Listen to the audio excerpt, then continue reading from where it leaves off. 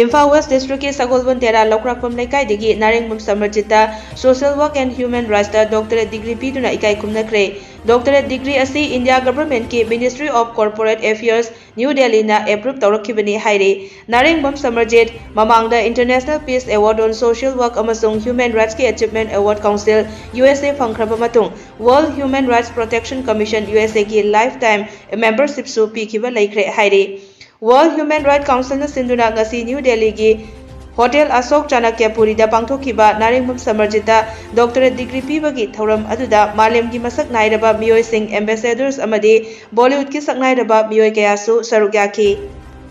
Played a remarkable role in social work and human rights. He is Dr. Narengbam Samarjit Singh. Dr. Narengbam Samarjit Singh. A big round of applause for him as well. Everybody.